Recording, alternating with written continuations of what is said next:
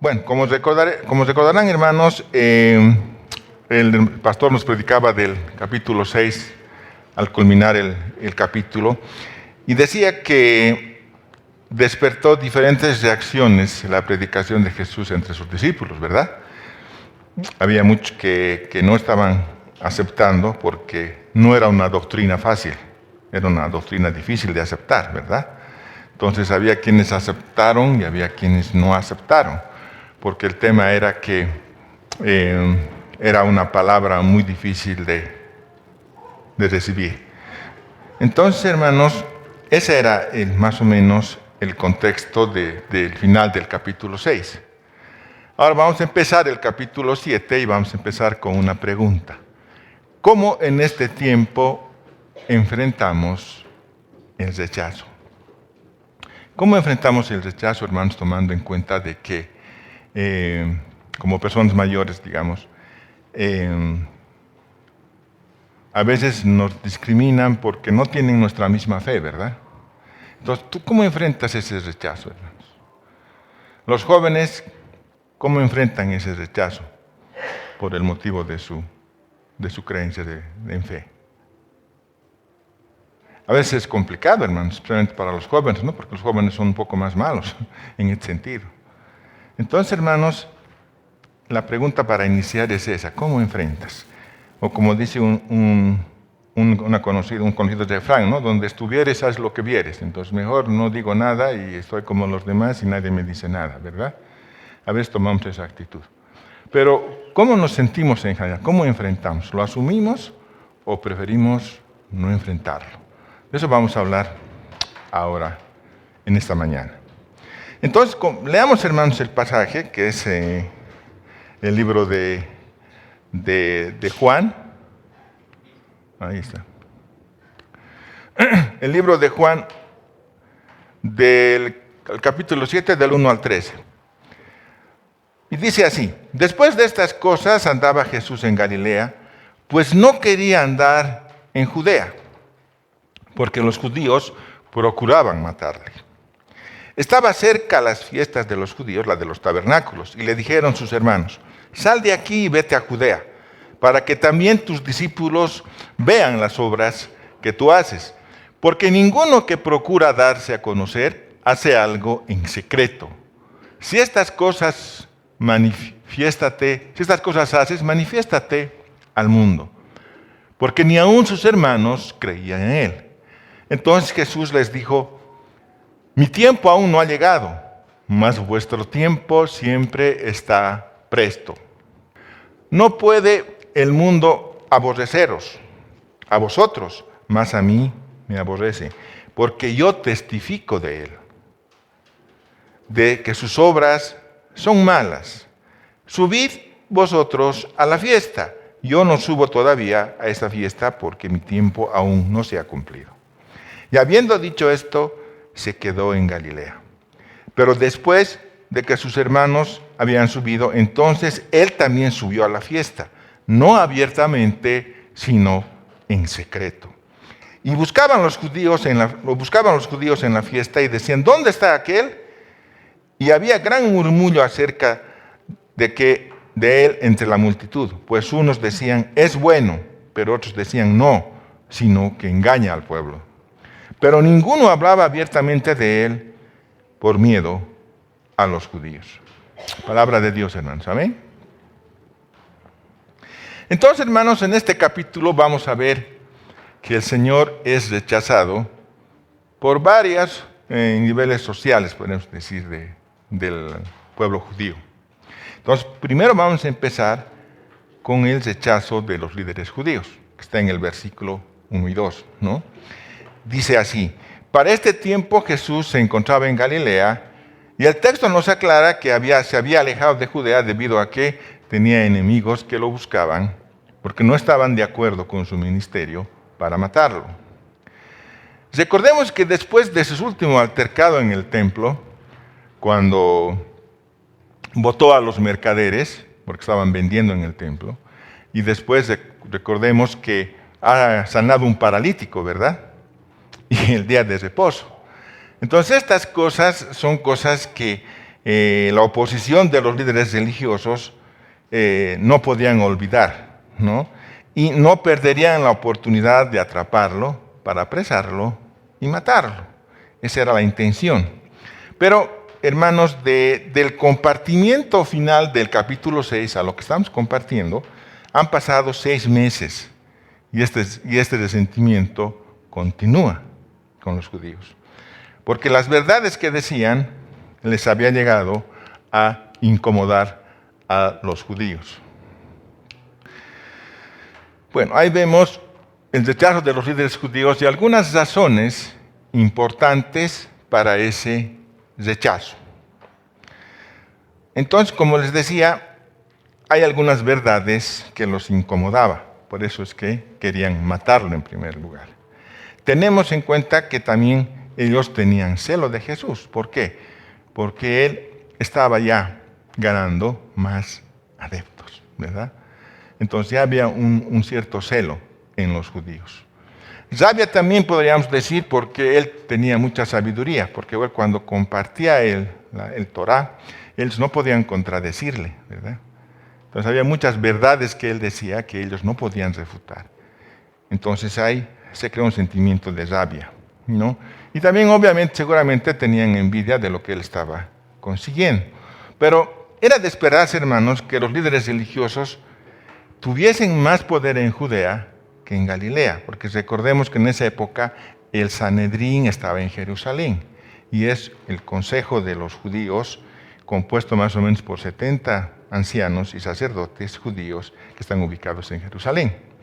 Entonces, ellos tenían poder para mandar a apresar a alguien, a juzgarlo, con algunas limitaciones, pero tenían ese poder. ¿Se dan cuenta? Entonces, no era muy inteligente ir a Jerusalén, ¿verdad? Entonces Jesús decide quedarse en Galilea, porque todavía no pensaba subir a Jerusalén. Entonces, aparte de esto, hermanos, también se dice que estaba cerca la fiesta de los tabernáculos. Como dicen ahí, había un poco de miedo de los fariseos de perder el poder. Porque si se acuerdan, ellos querían ponerlo como un rey terrenal a Jesús. Y si lograban hacer esto, obviamente los fariseos iban a perder el poder, ¿verdad? Entonces este era un miedo también que ellos tenían.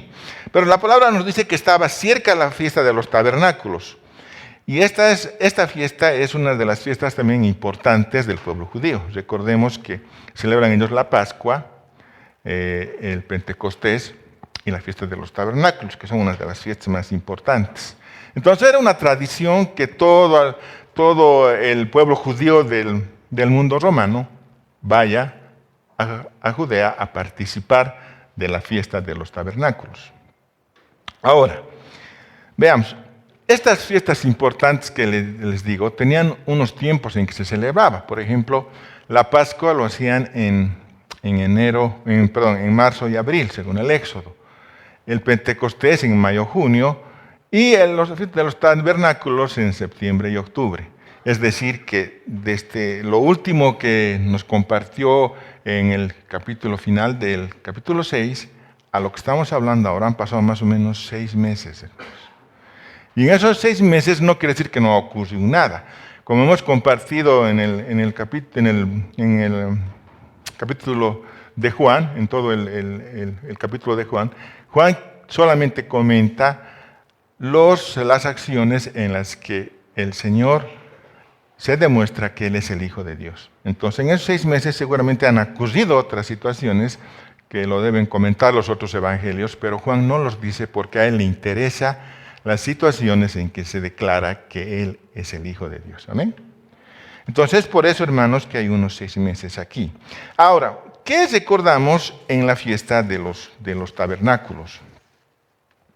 Recordamos, hermanos, que los 40 años que ellos han estado en el desierto. Recuerden que han vivido en tiendas, ¿no? Han vivido en tiendas esos 40 años. Y una de esas tiendas estaba el arca de la alianza, ¿no?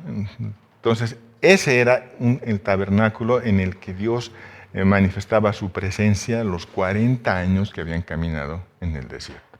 Entonces, esa fiesta de los tabernáculos recordaba justamente eso, que ellos habían estado 40 años caminando con el Señor con su tabernáculo. Amén. Entonces, eso es lo que recuerdan. Ahora bien, cuando se aproxima esta fiesta, la familia de Jesús también se prepara para participar de esta celebración, ¿no? Que estaba ya preparando en Jerusalén.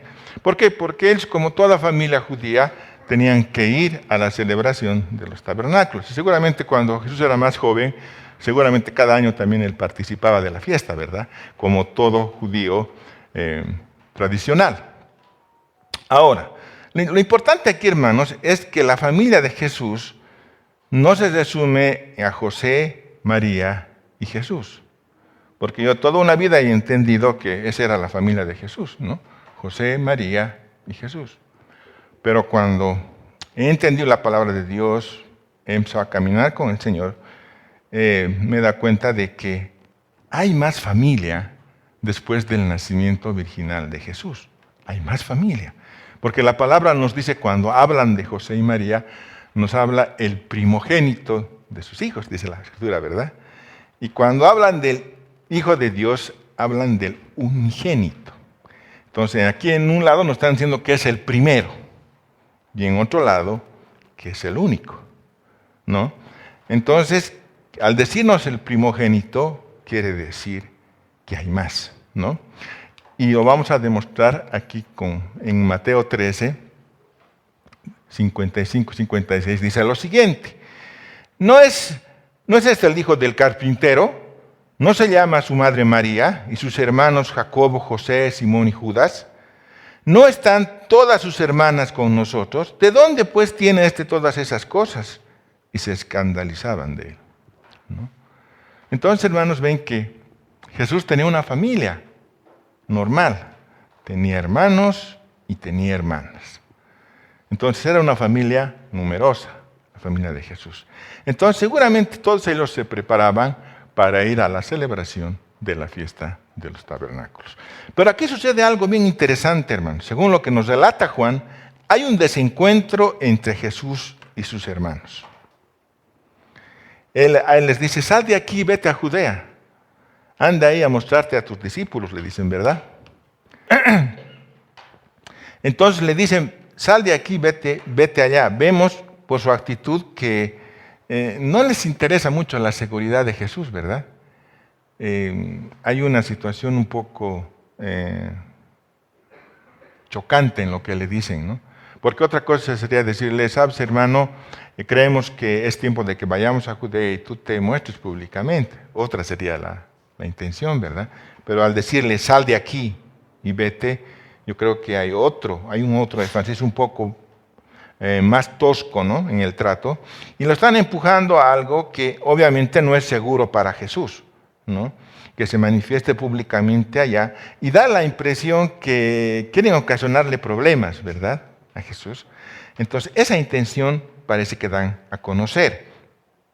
Quizás estaban cansados de su presencia en Galilea y de sus constantes comentarios que les incomodaban seguramente a los hermanos de Jesús. Y ahora vamos a ver las situaciones por qué los rechazaban a Jesús sus hermanos, ¿no? Entonces, el primer punto dice discriminados. Claro, se sentían discriminados, hermanos, porque los comentarios que daban de Jesús seguramente eran muy buenos de todas las otras personas que les rodeaban. Y ellos se sentían discriminados, porque ellos también eran de la misma familia, ¿verdad? Pero ellos eran un poco, no eran como Jesús, ¿verdad? Entonces se sentían un poco discriminados. Y pensemos, hermanos, ¿cómo habrá sido esta familia? Todos nosotros hemos venido de una familia, ¿verdad? Todos hemos sido hijos, hemos sido hermanos, ahora somos padres, otros ya han pasado abuelos, en fin, pero todos hemos pasado por eso, ¿verdad? Y todos sabemos la relación que tenemos como hijos y como hermanos. Entonces aquí un poquito vayamos con nuestra imaginación a ver cómo sería esa relación entre ellos. Por lo que vemos, no ha sido una relación muy buena, ¿no? Por lo que estamos viendo, porque supongo que seguramente había un poco de discriminación. ¿Por qué? Porque recuerden que el ángel les encarga mucho a José y María el tema de Jesús. Entonces, como él sabían quién era, seguramente tenían un poco más de cuidado con la crianza de Jesús, ¿no? Y esto hace una especie de discriminación frente a los demás hermanos, ¿no? Ahora, imagínense cómo habrá sido esa familia creciendo en ese ambiente, ¿no? Seguramente pienso que hasta de niño, él ha de ser un niño normal, pero un niño especial, porque recuerdan que él hablaba con los fariseos y hablaba con mucho conocimiento del Torá, ¿no es cierto? Entonces realmente no era un niño cualquiera. Y seguramente también a las cosas incorrectas o chuecas que querían hacer los niños, él seguramente también se oponía, ¿no? Porque él era un niño diferente. Entonces, todas estas cosas, hermanos, han hecho de que haya cierta discriminación, se sientan comparados, se sientan inferiores, tal vez sienten hasta envidia, ¿verdad? Porque Jesús les dice que fueran a Jerusalén para que tus discípulos vean las obras que tú haces. Entonces es bueno que tú vayas allá. Sin duda pensaban en que Jesús iba a promover el asombro popular, y esa era una situación que él estaba pretendiendo, ir a alardear de los milagros que hacía, en fin, ¿no? Obviamente que no era así, porque decían, ninguno que procura darse a conocer hace algo en secreto. Entonces mejor subí para que todos te conozcan. ¿Qué sentido tiene obrar en la intimidad de tus hijos, de tus apóstoles? No tiene ningún sentido. Tú tienes que subir a Jerusalén porque es el centro del judaísmo y es donde todos se van a reunir y también van a estar las autoridades. Entonces ahí puedes hacer tus milagros, tus espectáculos para que todos te conozcan, ¿no? Esa era la intención de los hermanos. Pero, como ven, como dice Juan, ni aun sus hermanos creían en él. Y resulta triste, hermanos, comprobar que persiste el rechazo de los hermanos de Jesús, que no creían en él. Ellos conocían mejor que nadie el carácter único de Jesús, las grandes obras que había hecho en Galilea, pero aún así no creen en él. Ahora, si nos damos un poco de cuenta, hermanos,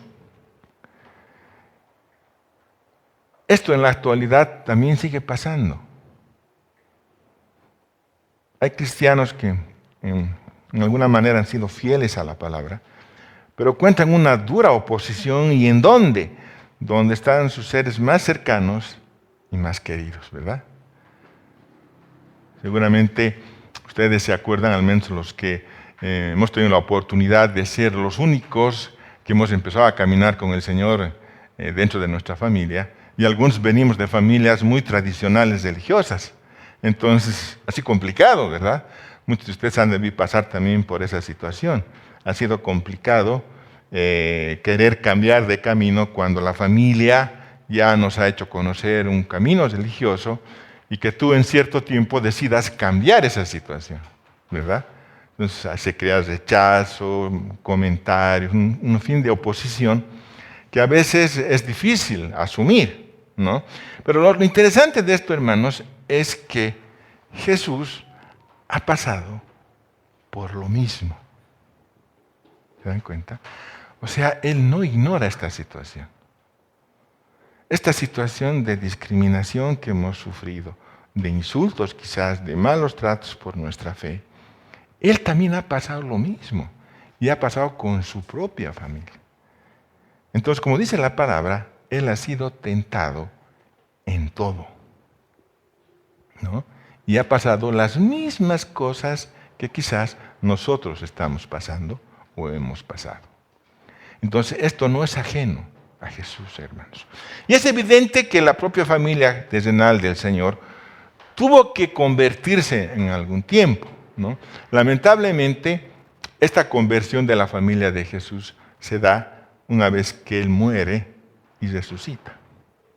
O sea, recién se dan cuenta que realmente Él era el Hijo de Dios. Y su familia recién se convierte. Recuerden que se le aparece a Jacobo, ¿no? Que es Santiago. Se le aparece resucitado, ¿no? Y él se vuelve un gran apóstol de Jesús, ¿no? Entonces realmente sucede eso una vez que Él aparece ya resucitado. Ahora, miren, su parentesco con el Señor de sus hermanos no los ha colocado en una posición diferente a las otras personas. O sea, eran hermanos de Jesús, pero tenían que seguir el mismo proceso que cualquier judío, que cualquiera de nosotros. O sea, no es automático, ¿no? O sea, ¿qué les estoy diciendo, queridos hermanos? Que por el hecho de que vienes de una familia cristiana, eso no te vuelve cristiano inmediatamente. ¿Te das cuenta? Puedes ser hijo del reverendo, del obispo, del anciano, del pastor, de lo que tú quieras, pero eso no te hace inmediatamente cristiano. Es una decisión individual y personal que cada uno de nosotros tiene que tomar. ¿Se dan cuenta?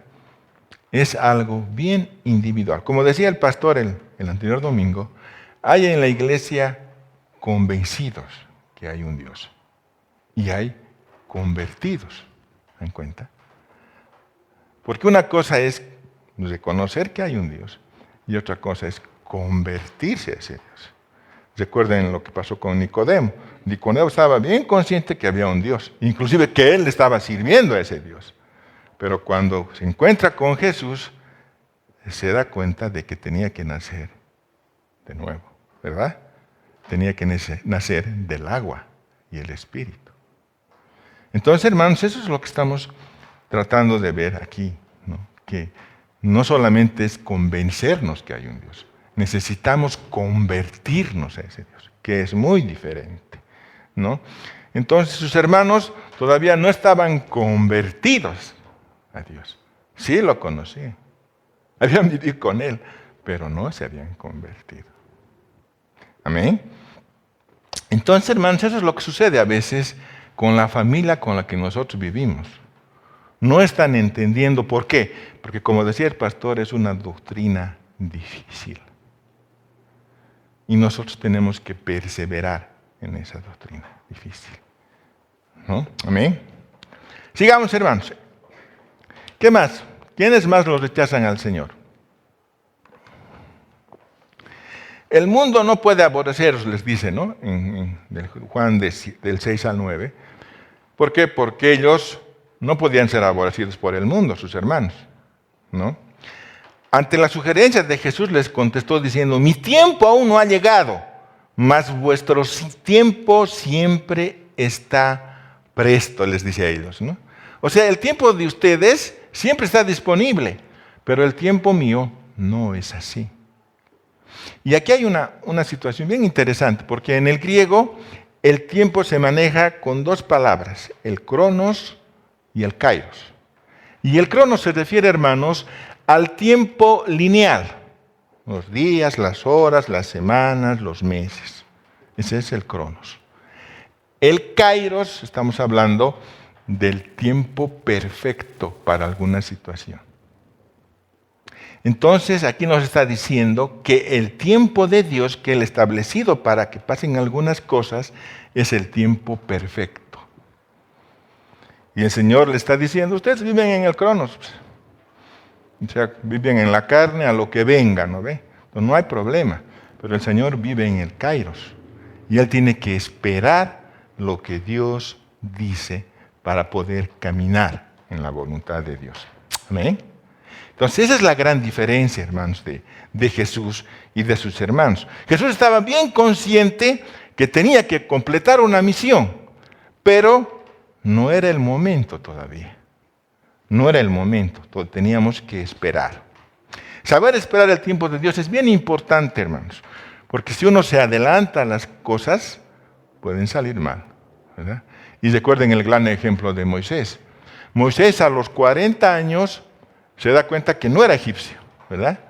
Que él era israelita. Y a esa edad él quiere poner una liberación a su pueblo, pero se equivoca porque mata a un egipcio y se escapa, ¿no es cierto? Porque no era el tiempo. Y pasan otros 40 años, hermanos. ¿Para qué? Para que el Señor se le presente en la zarza ardiente, ¿no? Y le diga: ya es el tiempo. Ahora sí es el tiempo. Entonces, hermanos, en cualquier situación es bien importante esperar el tiempo de Dios. Entonces Jesús sabía que su tiempo aún no había llegado. Pero sus hermanos estaban prestos para hacer lo que tenían que hacer, porque como les digo, ellos vivían el Cronos. Vuestro tiempo aún está presto, les dice, para todo. A ellos lo único que les importaba era hacer su propia voluntad, independiente de lo que diga Dios. Como el hombre del mundo, ¿no? Cediendo a nuestro capricho, como decimos vulgarmente, ¿no? Estamos en la carne y hacemos lo que la carne quiere. En cambio, aquí Dios nos está mostrando a sus hermanos que Él no va a hacer lo que la carne dice, sino va a hacer lo que Dios le ha mandado hacer. ¿No? Por eso ponemos ahí con su propia prudencia. Ellos caminaban por su propia prudencia. Ahora, ellos podían descender a Jerusalén, ya que el mundo no los aborrecía, como lo aborrecía Él, debido a su testimonio. No puede el mundo aborreceros a vosotros, les dice, ¿no? Claro, porque ellos eran parte del mundo, entonces ¿cómo los iba a aborrecer? Más a mí me aborrecen porque yo testifico de Él que sus obras son malas, ¿no? Entonces el Señor le está diciendo, yo hablo en contra del mundo y yo digo las cosas que hacen. Ustedes no hacen eso, entonces ustedes no tienen ningún problema de ir, porque nadie lo está buscando, nadie lo está persiguiendo. Pero a mí, porque yo digo la verdad y yo de la luz muestro la oscuridad, a mí me buscan, dice, ¿no? Entonces yo no voy a subir todavía, dice. Porque recuerden que a Jesús decidió que sus hermanos suban y Él se queda en Galilea. Por eso dice la palabra, subid vosotros a la fiesta. Yo no subo todavía a esa fiesta. O sea, no está diciendo, yo no voy a subir. No voy a subir todavía a esa fiesta. Entonces, en algún momento va a subir, pero le dicen, no voy a subir todavía. Porque mi tiempo aún no se ha cumplido. Y habiendo dicho esto, se quedó en Galilea. Ahora, finalmente, los hermanos de Jesús, hermanos, subirían a esa fiesta. Y aunque haya un poco de apariencia de que están haciendo un propósito muy bueno, muy correcto, en realidad, si analizamos, es totalmente mundano, podríamos decir, ¿no? ¿Por qué? Porque si bien pretenden ir a adorar a Dios, desprecian al Hijo que estaba en medio de ellos, ¿no? O sea, vamos a adorar a Dios, pero al que Dios ha enviado no lo recibimos. ¿Se dan cuenta? Entonces aquí hay un doble discurso. Entonces, eso nos enseña, hermanos, que el hombre puede cumplir con rituales religiosos los más correctos sin que su corazón haya una fe genuina. ¿Qué quiero decir, hermanos? Que por mucho que seamos muy cumplidos, digamos, los domingos, eso no significa que esté con la fe correcta en mi corazón, ¿se dan cuenta? Porque a veces puedo estar aquí hoy, pero toda la semana nadie me reconoce allá afuera, ¿se dan cuenta? Porque paso desapercibido. Entonces eso es lo que está pasando aquí. Ellos están yendo a la fiesta, pero no están reconociendo al Hijo de Dios, ¿no? Alguien dijo una vez que estamos muy cerca de la cruz, pero estamos muy lejos de Cristo. ¿Se dan cuenta? Nos acercamos a la cruz de Cristo, pero estamos lejos de Él. Porque no hemos llegado a convertirnos, no hemos llegado a entender su doctrina, no hemos llegado a vivir esa situación, ¿no? Por esta razón, Él se niega a ir con sus hermanos. Entre ellos no había una comunión espiritual auténtica, como decimos ahí, ¿no? Vienen a la casa de Dios, pero el reino no está en ellos, dicen, ¿no? A lo que decía antes. Ahora, no tienen una comunión genuina. Entonces, por eso el Señor los manda a ellos primero, porque Él sabía que ellos no tenían una comunión espiritual auténtica. El haber subido juntos para respetar los lazos familiares, hermanos, tal vez hubiera creído una confusión en las personas. Por eso es que sin duda la actitud de Cristo es muy radical en este sentido, ¿no? Es decir, vayan ustedes y yo voy a ir aparte, porque ustedes van por el mundo y yo no. Entonces voy a crear confusión mostrándome con ustedes. ¿Se dan cuenta? Una decisión radical. Pero que tal vez nosotros también tengamos que revisar nuestro propio comportamiento en situaciones similares, ¿verdad? Porque, como les decía anteriormente, a veces es mejor pasar desapercibido como el camaleón para no tener problemas, ¿verdad? Nos camuflamos del mismo color y no tenemos problemas. Pero aquí el asunto es diferente. El asunto es que el Señor no va a hacer eso porque Él tiene una verdad. Y eso es lo que tenemos que aprender, ¿no? Porque a veces a mí también me ha pasado, hermano, ¿sabes? Por no tener problemas, mejor me callo y pasamos, listo. Pero eso no es lo correcto. Eso no es lo correcto, hermanos. Lo correcto es lo que ha hecho el Señor. El Señor ha sufrido como nosotros esta situación, esta discriminación. Pero Él no ha dejado de caminar en el Señor. ¿Amén? Entonces, hermanos, no podemos camuflarnos, ¿verdad? Y finalmente llegamos, hermanos, al rechazo de la multitud. Los últimos versículos del 10 al 13, que dice que Jesús evita subir con las multitudes y también con sus hermanos incrédulos, lo hará solo, acompañado quizás de sus apóstoles, sin ningún tipo de publicidad y de forma discreta y privada. O sea, Él prefiere subir de una forma discreta, ¿no? Como decían sus hermanos que tenía que subir a la fiesta. Entonces Él se niega la propuesta de sus hermanos de subir con una gran procesión, ¿verdad? Como si fuera el rey. Entonces Él se niega a eso. Y al final vemos, hermanos, que en el pueblo había gente que lo aceptaba y decía que era bueno, como dicen los versículos, y hay gente que no lo aceptaba, que decía que era un engañador, porque no aceptó el ser un rey terrenal. Entonces para ellos era un engañador, porque no había cumplido sus expectativas. Pero ninguna de estas cosas se hablan libremente por miedo a los judíos. Entonces hay dos cosas importantes. Uno, la incredulidad de la gente.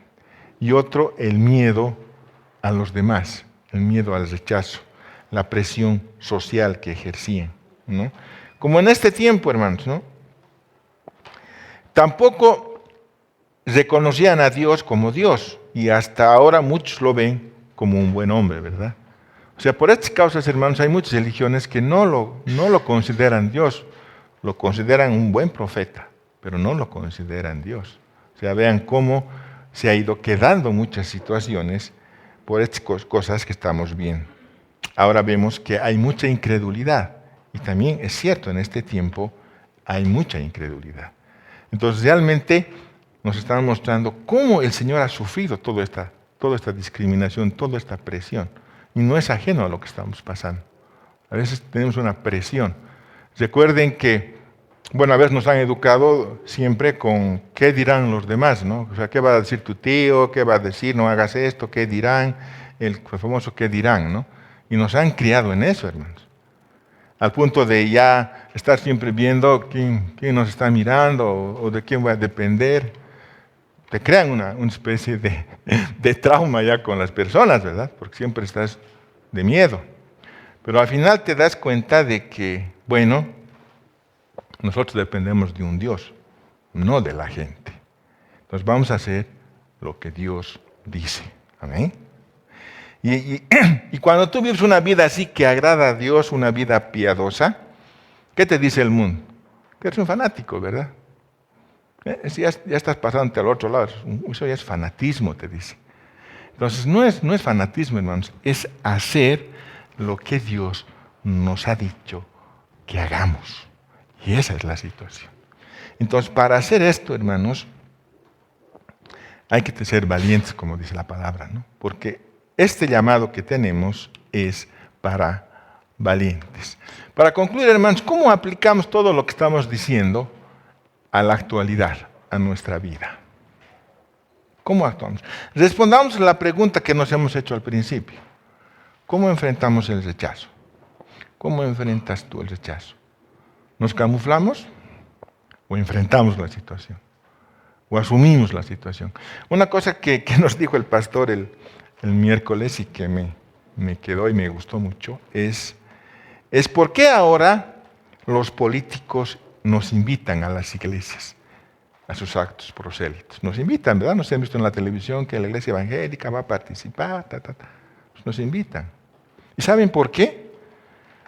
Porque no decimos la verdad. Nos callamos. ¿Se dan cuenta? Porque hay muchas cosas en las cuales no estamos de acuerdo, pero nos callamos. Como decía él, a veces inclusive hemos negociado la verdad. Entonces, al hacer eso no somos peligrosos, ¿no? Somos como ellos. Entonces, ese es el problema, hermanos, de la iglesia. Porque esto lo que está pasando no es con gentiles, ¿se dan cuenta? Es en primer lugar con los líderes de la iglesia. En segundo lugar, con su familia. Y en tercer lugar, con el pueblo. ¿Se dan cuenta? No eran ajenos. Ahora, miren esa situación en este tiempo. Los líderes de las iglesias. Estamos callando la verdad. Nos invitan a situaciones políticas porque estamos callados. En la familia tenemos problemas porque no están de acuerdo con la fe que llevamos. ¿Se dan cuenta? Y también a veces la gente de afuera nos aborrece. ¿Verdad? Porque tenemos otra línea. Una línea muy diferente a la que teníamos antes. Alguna vez que me reuní con mis compañeros, me dicen, ¿por qué tanto cambio? Si no hay necesidad de cambiar tanto. Es que no es la necesidad, es lo que Dios te ha dicho que hagas y lo que es correcto. Pero ellos no entienden eso. Ya no hay necesidad de cambiar tanto. ¿Se dan cuenta? Podemos seguir nomás en el mismo camino, no hay problema. No es así. No es así. Entonces, hermanos, dice ahí que tenemos que decir la verdad. Y para eso se necesita valentía. ¿Verdad? Alguien decía el miércoles que necesitamos una determinación. Como Cristo tuvo la determinación hasta el final. Eso es lo que nos falta a muchos de nosotros, ¿no? Tener una determinación. He decidido seguir a Cristo y va a ser mi determinación hasta el final. ¿Se dan cuenta?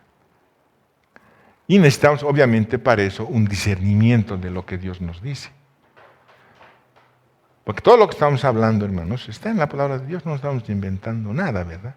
Entonces hay un discernimiento que necesitamos tener. Por ejemplo, Dios dice, si tú me niegas en público, ¿qué dice? Yo te voy a negar delante de mi Padre. Dice, ¿no es cierto? Entonces yo no quiero que el Señor me niegue, hermanos. Entonces tenemos que ser valientes, tenemos que tener determinación y discernimiento. Vivir agradándole a Él. Recuerden que a Él lo han rechazado primero, hermanos. A Él lo ha rechazado hasta su propia familia. Entonces no es ajeno a lo que estamos pasando nosotros. Entonces realmente hay que vivir para agradarle. Como les decía, yo no recibo nada del mundo. No tengo por qué estarme cuidando del mundo. Yo no recibo nada del mundo. Entonces yo he aprendido a decir, yo tengo que estar bien con Dios. Y el resto a mí, plin. ¿Verdad? ¿Por qué? Porque lo que me importa es agradarle a Dios. El resto no me interesa, hermanos. Porque yo no vivo del resto, ¿se dan cuenta? Yo vivo de Dios. Yo vivo de su bendición. Vivo de su mano. Vivo de su misericordia. ¿Amén? No vivo de lo demás. Entonces yo tengo que aprender, hermanos, a tener esa determinación. ¿Saben algo muy importante que alguien decía? Es el grado de oposición que experimenta un creyente se convierte en un buen termómetro. No sé si entienden. O sea, dice, el grado de oposición que experimenta un creyente se vuelve un buen termómetro. Claro, porque si no tienes ninguna oposición, quiere decir que un poco estás mal, ¿no? Creo que estás al otro lado. ¿No es cierto? Porque tienes que tener oposición, hermanos. Hay gente que se va a oponer. Y tiene que haber, porque no todos están de acuerdo con nosotros. Claro, si estamos afuera, todo chévere, ¿no? Nadie se va a oponer a nada. Pero aquí es el problema.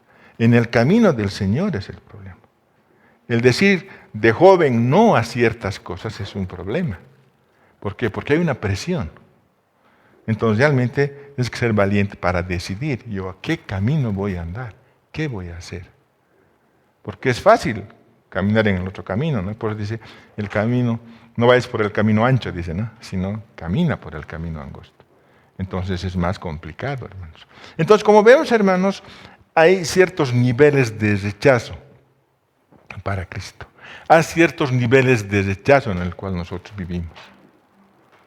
Pero el tema es que Jesús ya pasó por esos mismos niveles de rechazo.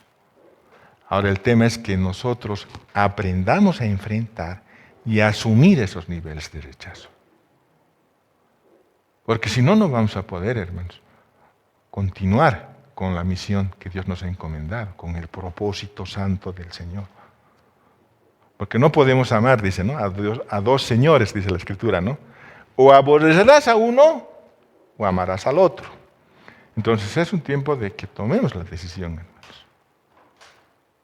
De que sí, a pesar de que hay oposición, a pesar de que la familia se oponga, a pesar de que seamos los únicos en la familia, tenemos que seguir, hermanos. Porque a veces la familia es complicada.